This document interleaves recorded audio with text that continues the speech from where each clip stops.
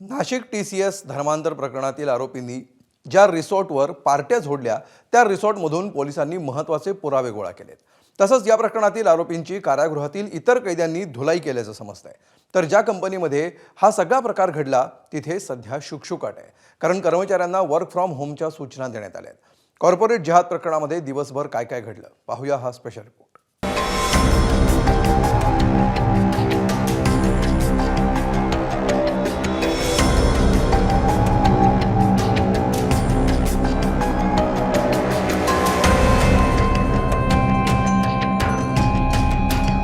शफी शेख आणि रजा मेमन सध्या गल्लीपासून दिल्लीपर्यंत चर्चेत असलेल्या नाशिक TCS धर्मांतर आणि लैंगिक छळ प्रकरणातील 7 पैकी हे 2 आरोपी। नाशिक न्यायालयानं या दोघांनाही 18 तारखेपर्यंत पोलीस कोठडी दिली आहे। मात्र न्यायालयात आणण्यापूर्वीच या दोघांचीही कोठडी धुलाई झाल्याचा दावा केला गेलाय। कोठडीतील इतर कैद्यांनी मारहाण केल्याची माहिती आरोपी शफी शेख याने न्यायालयात सुनावणी दरम्यान दिली आहे। मात्र ही मारहाण कुठल्या कारणामुळे झाली हे अद्याप समजू शकलेले नाही।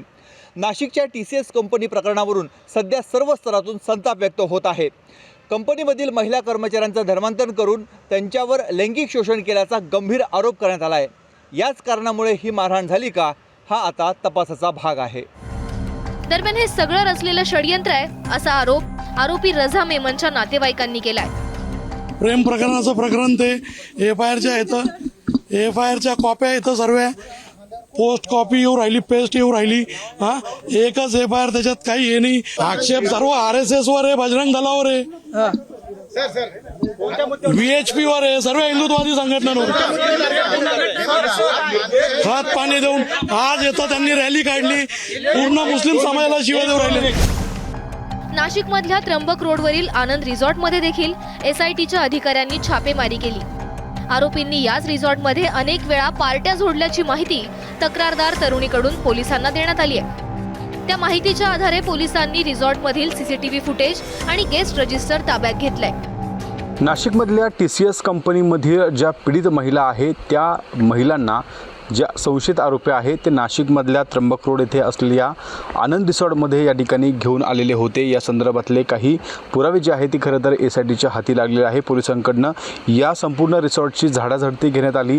काही महत्त्वाचे डॉक्युमेंट्स असेल किंवा जे दररोजचं नोंद होणारं जे रजिस्टर असेल ते या ठिकाणी खरं तर पोलिसांनी जप्त केलेलं आहे। त्यासोबत काही CCTV आहेत हे देखील त्या ठिकाणी संपूर्ण सोबत घेतलेले आहे। इतकंच आम्हाला सांगितलं की अशा नावाने काही बुकिंग होते का, आणि मेक माय ट्रिप आणि गो IBIBO अशा वेबसाईट्सच्या मार्फत ती बुकिंग झालेली आहे, म्हणून त्याच्यात काही कन्फ्युजनचा विषयच नव्हता।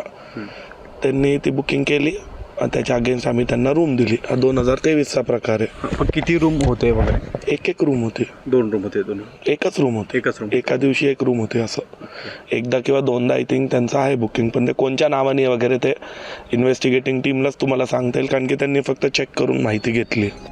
दरम्यान नाशिकमधल्या ज्या TCS कंपनीत कॉर्पोरेट जिहादचा प्रकार घडल्याचा आरोप होतोय तिथल्या सगळ्या कर्मचाऱ्यांना तुर्तास वर्क फ्रॉम होमच्या सूचना देण्यात आल्या आहेत। कामगार उपायुक्त कार्यालयाकडून जेव्हा झाडाझडती घेण्याचा प्रयत्न करण्यात आला तेव्हा पथकाला कंपनीत एकही कर्मचारी आढळला नाही।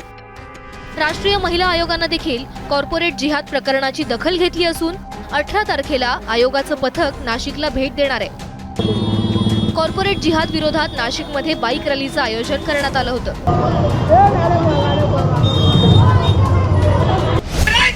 कॉर्पोरेट जिहादवर कडक कायदा निघाला पाहिजे।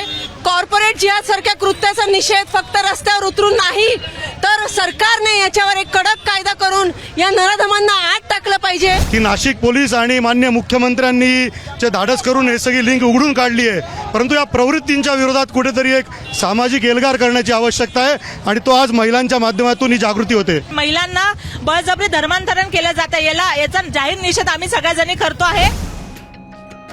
नाशिक TCS धर्मांतर प्रकरणी सखोल तपासानंतर बऱ्याच गोष्टी समोर येणार आहेत। जे दोषी आढळतील त्यांना कायद्यानुसार शिक्षा झालीच पाहिजे। मात्र धार्मिक मुद्द्यावरून राजकारण करून सामाजिक सलोखा बिघडणार नाही याची काळजी नाशिकसह सगळ्याच लोकप्रतिनिधींनी घेणं गरजेचं आहे। शुभम बोडके आणि मुकुल कुलकर्णी, ABP माझा, नाशिक।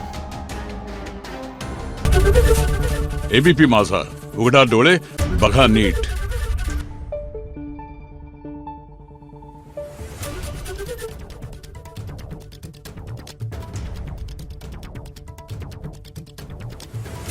आहे.